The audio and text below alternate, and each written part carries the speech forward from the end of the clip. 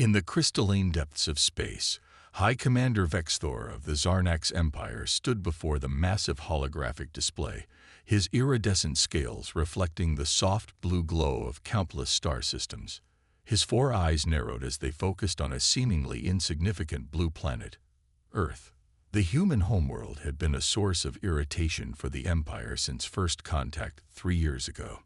These humans, he chittered to his war council, they refuse our generous offer of protection.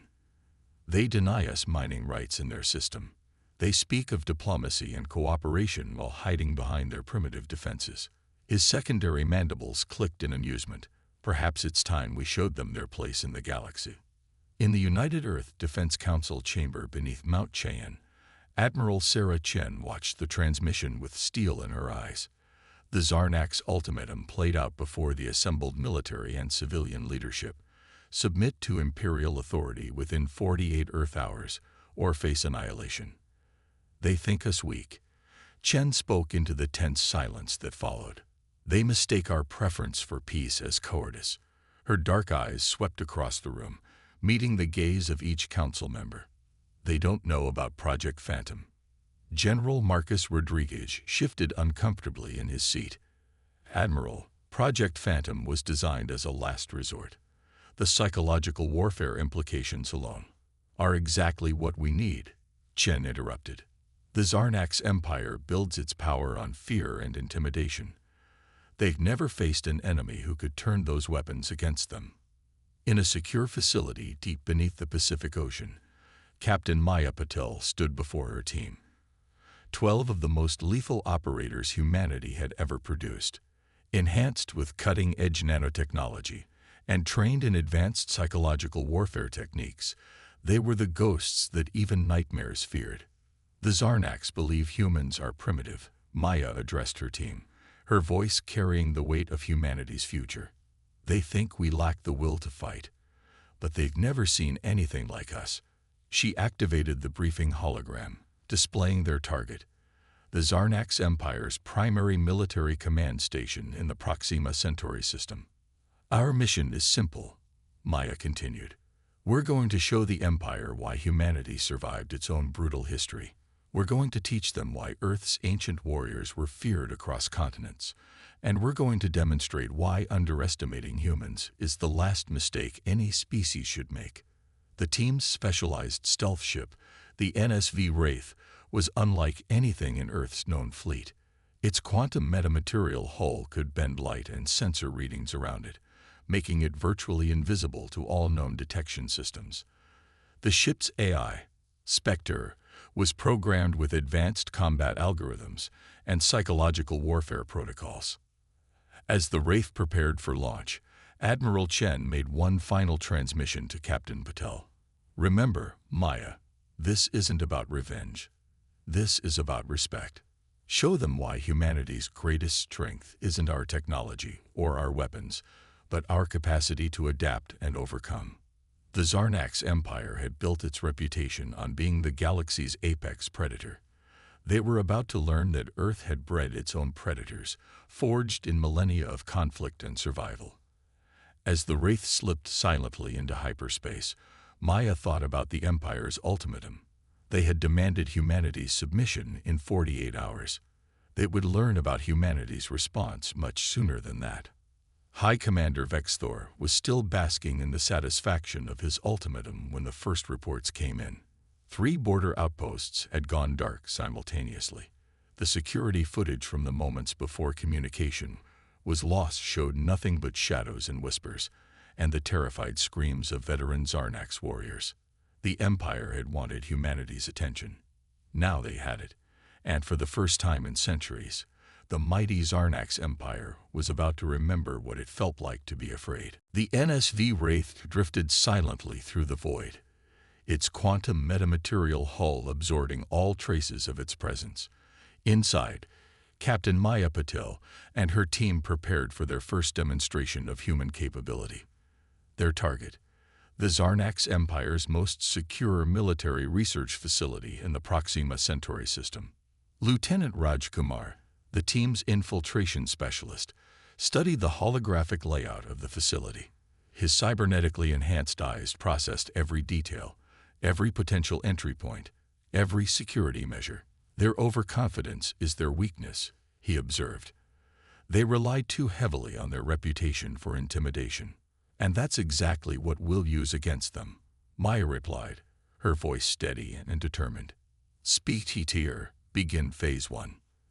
The ship's AI responded in its characteristic whisper, a sound designed to unsettle even the most hardened warrior. Phase 1 initiated, deploying psychological warfare protocols. Across the Zarnax facility, subtle disturbances began to manifest. Communications experienced microsecond delays, creating almost imperceptible echoes. Environmental systems fluctuated within normal parameters, but in patterns that triggered primitive instincts of unease. It was the digital equivalent of feeling watched in an empty room. Dr. Sarah Wong, the team's psychological warfare expert, monitored the facility's internal communications.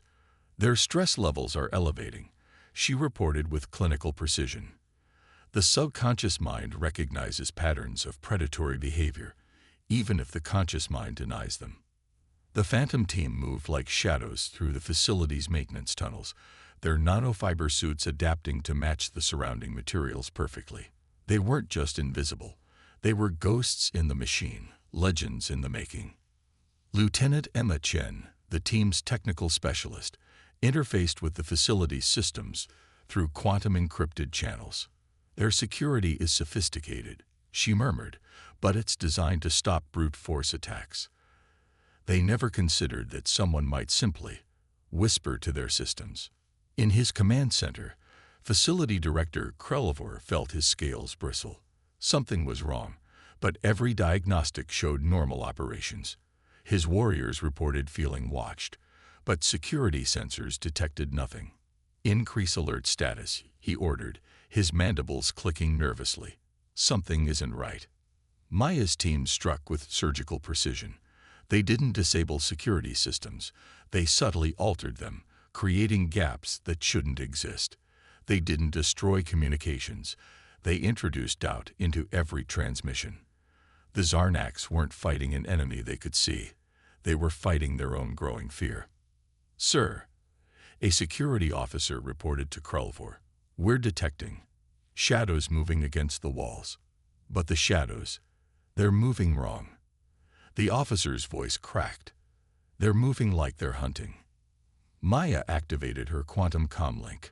All teams, execute Phase 2. Show them what humanity is capable of. The facility's lights began to flicker, not randomly, but in patterns that matched ancient human heart rates during combat. The sound of breathing, just barely audible, echoed through corridors that should have been silent. The temperature dropped in waves that followed the movement patterns of predatory animals. Dr. Wong's voice came through the team's neural links. Their biological responses are exactly as predicted. The Zarnax evolved from apex predators. They've forgotten what it feels like to be prey.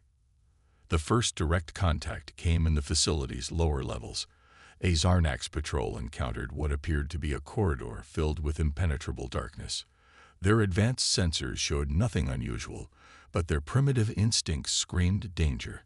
When they finally gathered the courage to enter, they found only empty space and a message carved into the wall in perfect Zarnax script.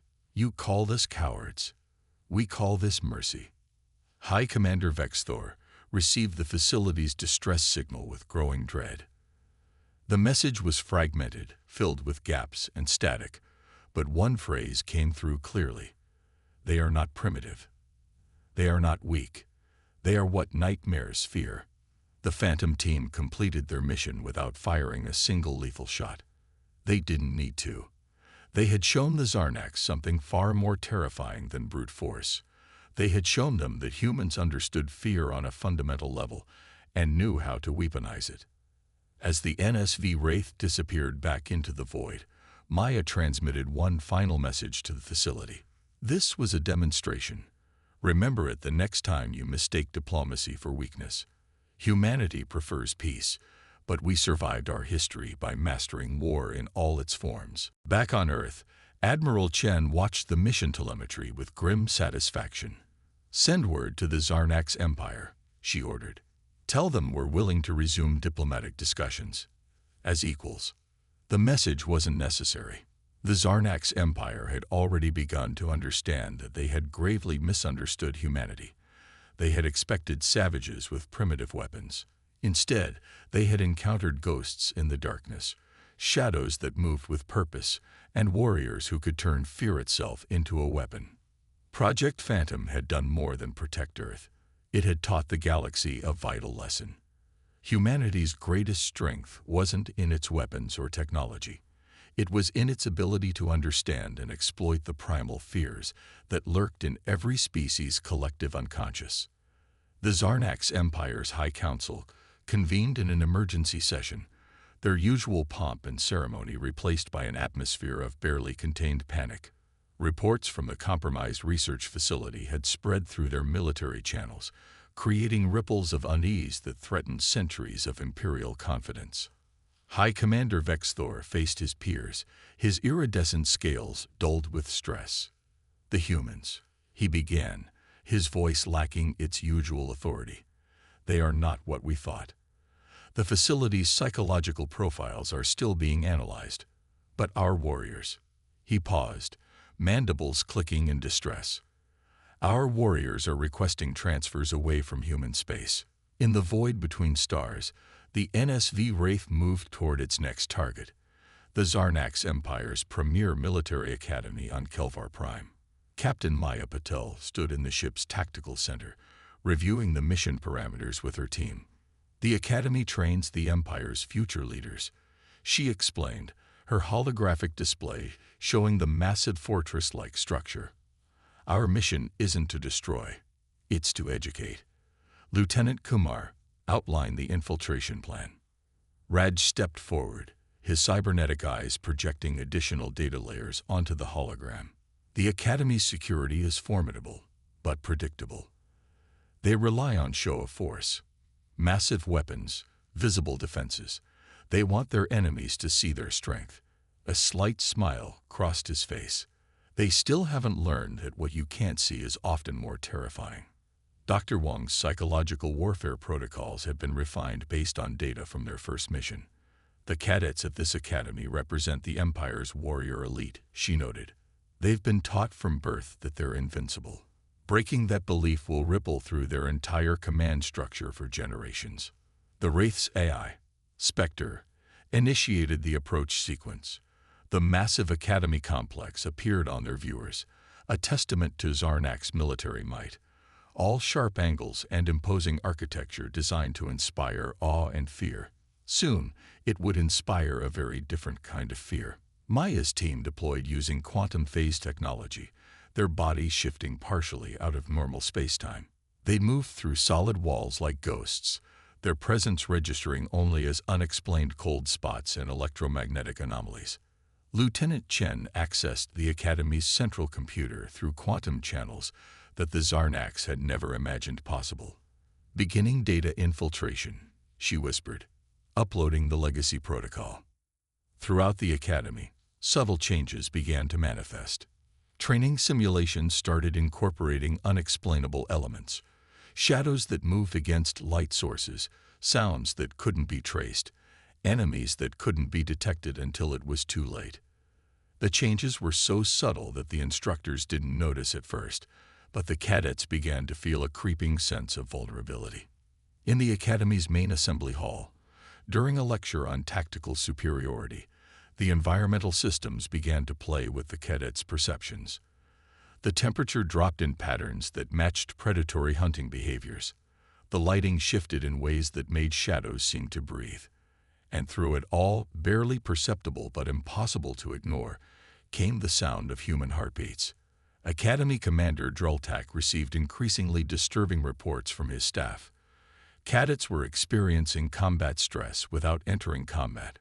Training accidents had increased, but security footage showed nothing unusual, except for fleeting glimpses of what appeared to be human figures standing in physically impossible locations. Maya's voice whispered through the Academy's communication systems, a message repeated in perfect Zarnax. Your empire called us cowards. Now you learn why Earth's warriors were feared even by their own kind. The Phantom team moved through the academy like living nightmares, never directly engaging but always present. They left their marks in ways that would haunt the Empire's future leaders. Tactical analyses that revealed fatal flaws in Zarnak's military doctrine. Combat footage showing human soldiers achieving the impossible, and personal messages that demonstrated an understanding of Zarnak's psychology that terrified the recipients. Dr. Wong monitored the psychological impact through quantum sensors. The cadets' worldview is shattering, she reported. They're beginning to understand that their empire's superiority was always an illusion. As the mission reached its climax, Maya enacted the final phase. Every screen in the academy displayed the same image. Earth, seemingly peaceful and vulnerable, but surrounded by a darkness that seemed to watch and wait. Below the image, a message scrolled in Zarnak script. We chose peace because we mastered war. Remember this lesson. The NSV Wraith disappeared into the void, leaving behind an academy in chaos. The Empire's future leaders had learned a lesson that no amount of traditional military training could teach, that true strength lies not in the ability to intimidate, but in the wisdom to choose when and how to demonstrate power. Admiral Chen received the mission report with satisfaction. The Zarnak's Empire's reputation for invincibility was crumbling, replaced by a growing respect for humanity's capabilities.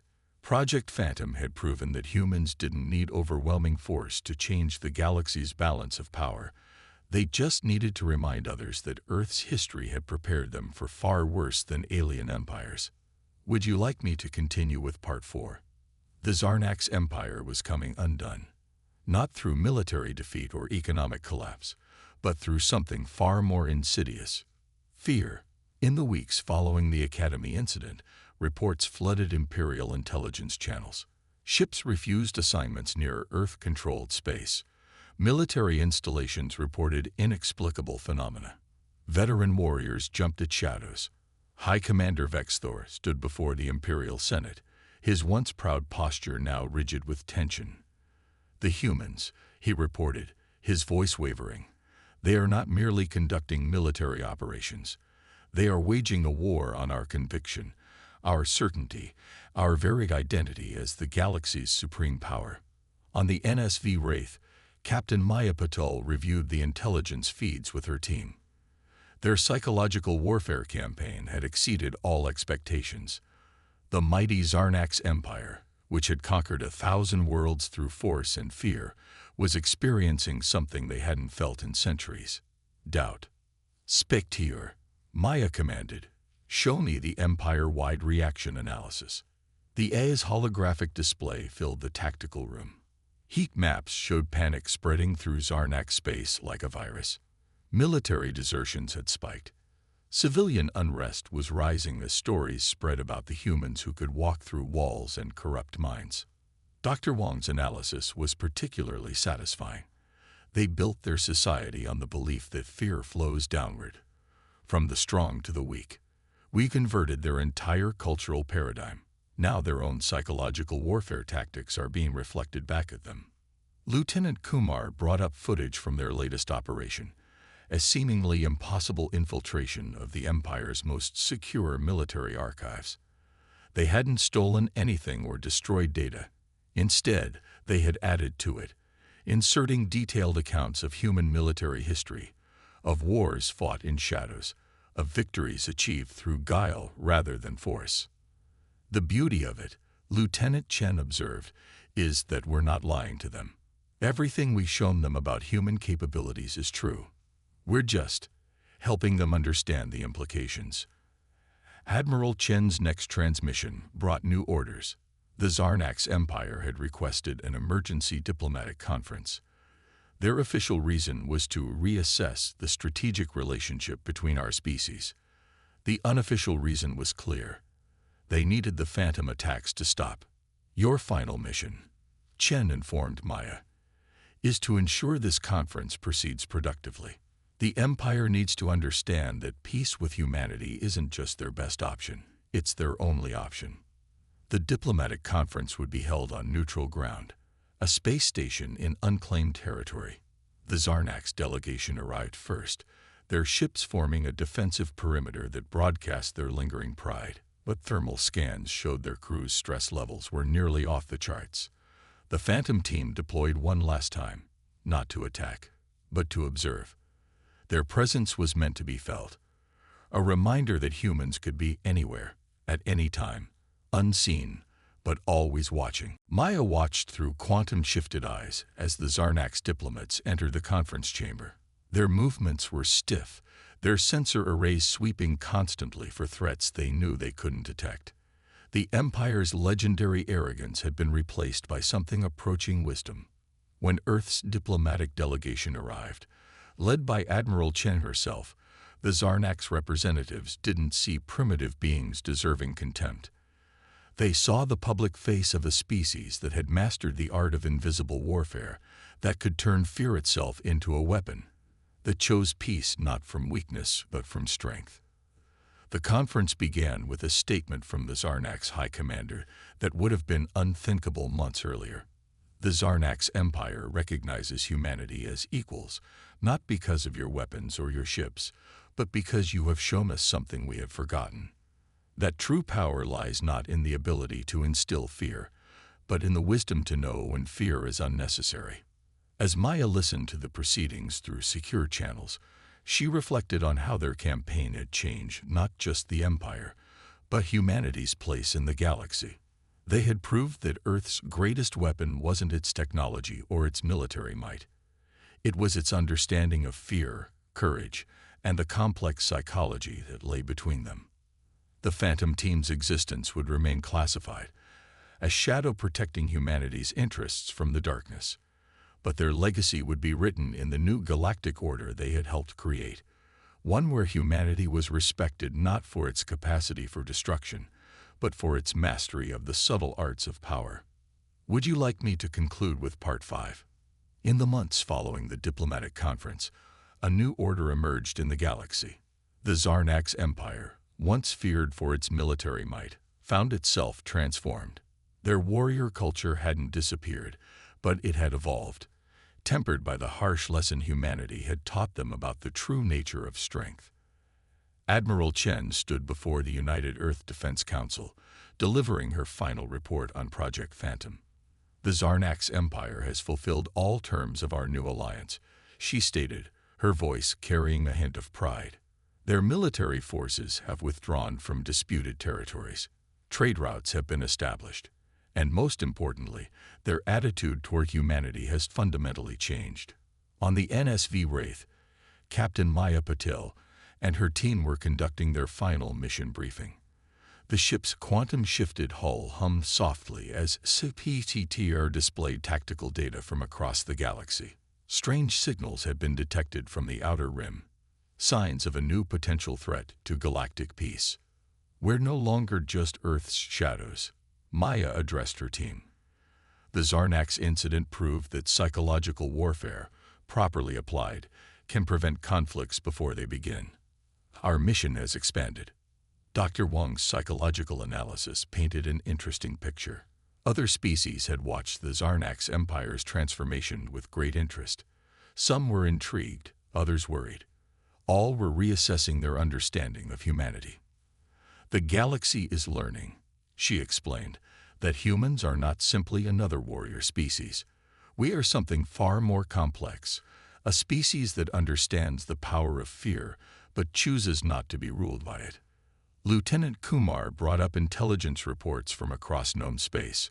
Our reputation is spreading, he noted, not as conquerors or victims, but as, he smiled slightly, ghosts in the darkness, protecting peace through the promise of consequences. The Zarnax, for their part, were undergoing a cultural renaissance. Their military academies now included extensive studies of human history, particularly Earth's development of psychological warfare and stealth tactics. Young Zarnax warriors learned that true strength came not from dominating others, but from understanding them. High Commander Vex Thor, in a private communication to Admiral Chen, expressed what many in the Empire had come to realize. We thought we were teaching the galaxy about power. Instead, humanity taught us about wisdom. Our empire was built on fear, but you showed us that fear is a tool, not a foundation. The Phantom Team's success had opened new possibilities for human influence in galactic affairs. Earth's diplomatic court found doors opening that had once been firmly closed. Species that had dismissed humanity as primitive now sought their counsel in matters of security and strategic planning. Lieutenant Chen's quantum networks detected a shift in galactic communications patterns. "They're talking about us," she reported, not as the Empire's conquered foes, but as the power that tamed the untamable. "We've become legend." Maya stood on the Wraith's observation deck, watching the stars. Their mission had evolved from protecting Earth to maintaining a delicate balance of power. The Phantom Team had become humanity's silent guardians, ensuring that the lesson taught to the Zarnax Empire wouldn't need to be repeated. "Spectre," she commanded, "set course for the Outer Rim. There are other empires out there, other species who might need to learn about humanity's strength." Admiral Chen's final words to the Defense Council echoed through the galaxy's emerging new order. "We proved that humanity's greatest weapon isn't our technology, our ships, or even our capacity for warfare. It's our understanding of fear and courage, of strength and wisdom. We showed the galaxy that true power lies not in the ability to destroy, but in the choice to protect." The NSV Wraith disappeared into the darkness between stars, carrying with it humanity's promise to the galaxy. They would maintain peace not through dominance, but through understanding. Not through fear, but through respect. The Zarnax Empire had called humans cowards, and in response, humanity had taught the galaxy its most important lesson, that sometimes the strongest warriors are the ones you never see coming. In the end, Project Phantom had achieved something remarkable. It had transformed humanity's position in the galaxy not through conquest or submission, but through the artful application of understanding and restraint. The shadows between stars belonged to humanity now, and in those shadows, they would ensure that peace prevailed. The galaxy had learned to respect humanity not for what they could destroy, but for what they chose to protect. And in the darkness of space, the Phantom Team stood ready, Earth's invisible guardians, ensuring that this lesson would never be forgotten. Would you like me to help you with anything else related to this story? Perhaps creating SEO-optimized titles or descriptions for your YouTube video.